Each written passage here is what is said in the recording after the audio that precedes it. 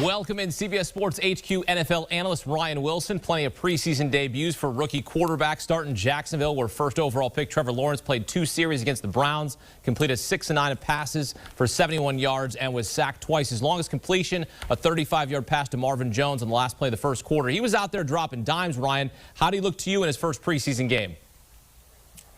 He looked a little nervous, which is sort of a weird thing to say about Trevor Lawrence after that storied career at Clemson. But you mentioned the one throw there at the end to Marvin Jones there, and that got your attention. And you said, oh, okay, that's the Trevor Lawrence we saw for those 3 years in Clemson. And he took a few sacks, and we saw that. That was sort of a theme with these young quarterbacks in their debuts. They would hold the ball a little longer than they were comfortable doing, and they took some hits. But they also came back and made the plays, and I thought Trevor Lawrence availed himself nicely in a first game where he didn't play a lot. You mentioned the 6 of 9, so he wasn't out there very long, but he did all the things you want him to do in terms of moving in the right direction, Akeem, as you built your franchise around this guy who was the first overall pick. Yeah, Trevor Lawrence, the favorite to win Offensive Rookie of the Year at plus 280, first overall, dropping dimes in his first preseason game. Meantime, second overall pick Zach Wilson also played 2 series against the Giants, directed 1 scoring drive, resulted in a field goal. He was 6 of 9 for 63 yards. Longest completion was a 16-yard pass to Keelan Cole. I know it can be tough to evaluate just 2 series, but what did you see from Zach Wilson in his preseason debut?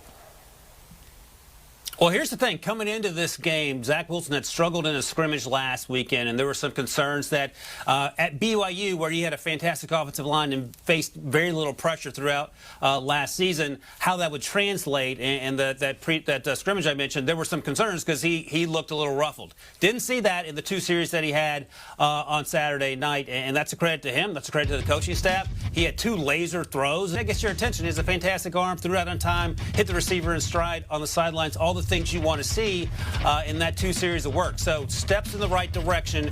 And right now, given the way that the Giants play, you might say that the Jets have fewer issues than the Giants. And Joe Judge, the head coach of the Giants, might agree with that. But again, nothing to be concerned about. No big red flags with Zach Wilson's performance there on those 2 series. And you move forward and consider this a building block. Now, unlike Zach Wilson, third overall pick, Trey Lance not expected to start right away. Most would say he should sit behind Jimmy Garoppolo and learn, but Lance is already making it tough on Kyle Shanahan. Second attempt, he throws an 80-yard touchdown pass against the Chiefs. In terms of his numbers on Saturday night, 5 of 14, 128 yards. You got the bomb for the touchdown. No interceptions, but he took 4 sacks as well. What's your takeaway from Trey Lance, and how do you see the starting quarterback job playing out in San Francisco? So, Akeem, I don't want to overreact with that 80-yard seed, but I'm going to overreact because it was so much fun. That was his first completion in the NFL. By comparison, Jimmy Garoppolo's longest NFL pass, 76 yards. So already Trey Lance is surpassing Jimmy G in terms of what he's capable of doing. You mentioned the 5 of 14, which doesn't blow you away as a stat line. The 4 sacks. He had some instances where he held the ball too long. Again, sort of a theme with these young quarterbacks. But he also had 4 passes dropped where he hit the receivers in the hands. So I'm sure that Kyle Shanahan will take that in consideration as well. I thought it was interesting during the telecast, John Lynch, the general manager, said that when they drafted Trey Lance and he talked to Jimmy Garoppolo before it happened, the big question Jimmy G had was, will I have a chance to compete? And, of course, John Lynch said yes. But the implication is you may not have very long to compete. So I don't think there's going to be a situation where Jimmy G has lost his job already. But Trey Lance did a lot of really good things for a guy, number 1, who's coming from an FCS program, and number 2, hadn't played football last year other than the one sort of random showcase game. So those are all good signs. And, again, the athleticism and the arm strength really got your attention on the 80-yard touchdown pass. The 4th quarterback taken in the first round this year, Justin Fields, in somewhat a similar situation in Chicago. They've got veteran Andy Dalton. Fields made his preseason debut against the Dolphins, caught the attention of LeBron James because Fields had himself a day, specifically in his final 4 drives, 12 of 14, 132 yards passing, 2 total touchdowns. Ryan, double-barrel question here. How much do you read into this performance, and do you think he'll end up being named the starter come week 1? No, I don't think week 1 he'll be a starter, but maybe sooner than we think. And I was talking about this with our buddy Joe Musso earlier this afternoon. Maybe week 4, maybe perhaps week 2 earliest. I don't think that'll happen. Week 2 a Cincinnati game. In terms of what this means for Justin Fields, he started slow. The first 2 series were some 3-and-outs. He had a muff fumble, and then he lost the ball later in that same drive. He recovered the fumble on a 3rd down scramble, and then after that, it all clicked. He started making some throws. He looked a lot like the Ohio State player we saw the last 2 years. And then at the end of the first half, he had a drive to get them into field goal range. They converted, and then he turned the boosters on in the second half. And this has to be so exciting for Bears fans who've had to endure Mitchell Trubisky and not much in the way of quarterbacks prior to Mitchell Trubisky, going back to Jim McMahon back in the 80s. So this is a great development. The only issue, Hakeem, is that you don't want Matt Nagy, the head coach, who is on the hot seat, let's be honest, to rush Justin Fields out there. That said, if Justin Fields has 2 more performances like this in the next 2 preseason games, Andy Dalton may not be long for the starting job in Chicago, although, like I said, I don't think it's going to be week 1, probably more likely week 4, 4 or 5, a month into the season. Jordan Love isn't a rookie, but he saw his first game action on Saturday, making his preseason debut against Houston. Last year, the Packers traded up from 30th to 26th to draft Jordan Love out of Utah State. Aaron Rodgers wasn't thrilled with the pick. Love didn't play a single snap during Rodgers' MVP campaign last season. Perhaps that will change this season. Packers, though, now have some tape on Jordan Love. Ryan, what are they going to say when they watch it back as he goes 12 of 17, 122 yards, a touchdown, no picks? You mentioned not a single snap last year, not a single snap in preseason, because there was no preseason. So this was everyone's first glimpse of Jordan Love in a game situation, except prior when he was at Utah State. So I think the takeaway, if you're Matt LaFleur, the head coach, is that, wow, this guy looks pretty good. I can take a deep sigh of relief. We didn't blow that draft pick by trading up, even though we angered our future Hall of Fame quarterback in Aaron Rodgers. But I think it gave you a glimpse of potentially what could have been had Aaron Rodgers decided not to come back.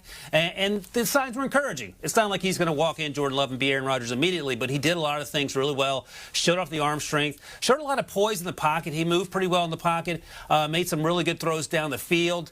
He had some issues with the accuracy and some shortish throws, and those are some of the things we saw at Utah State, but he seemed much more consistent than he had his last season at Utah State, where he was asked to do everything. He's surrounded by playmakers in Green Bay.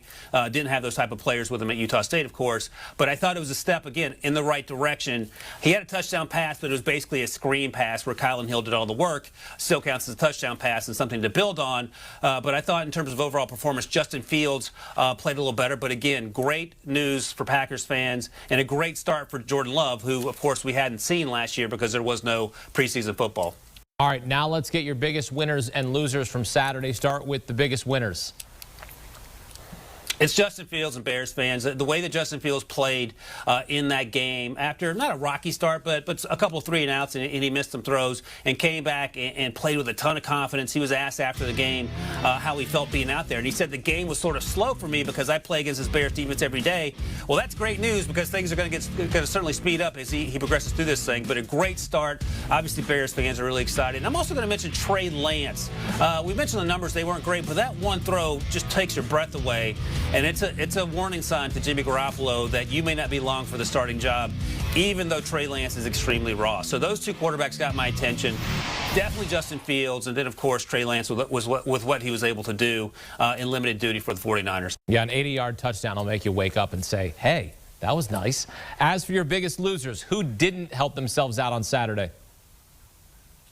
Well, through no fault of their own, Andy Dalton and Jimmy Garoppolo, they're just the sort of the speed bumps in the road that Justin Fields and Trey Lance are going to go over on their way to the starting job. I mean, Andy Dalton, he's going to make $10 million this year on that one-year deal. He'll be the starter in week 1. But the question becomes, how long will he be the starter? I mentioned week 2 they play the Bengals. Could it be that soon that he's replaced? Maybe more likely week 4 when they face the Detroit Lions. And the good news is, if you go to Justin Fields, and we saw this last year in Miami with Tua Tagovailoa and Ryan Fitzpatrick, you can come back to Andy Dalton. You don't have to, but it's a $10 million insurance policy, and that's not necessarily steep for a backup. I think Justin Fields will see the field by October at the latest. And then Trey Lance, of course, it's a different situation that he didn't play a lot of football in the last 400 days, and he comes from an FCS program. But again, Jimmy Garoppolo has to prove himself much more so than Andy Dalton, because Jimmy Garoppolo's issues have been mostly injury-related. He can certainly run Kyle Shanahan's offense, but if he stumbles early or he has an injury early, that might be the last we see of Jimmy Garoppolo in the 49ers uniform. Ryan Wilson, always a winner for us here on CBS Sports HQ. Ryan, thanks.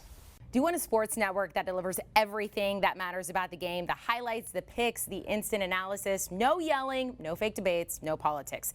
Hit the subscribe button and never miss a moment.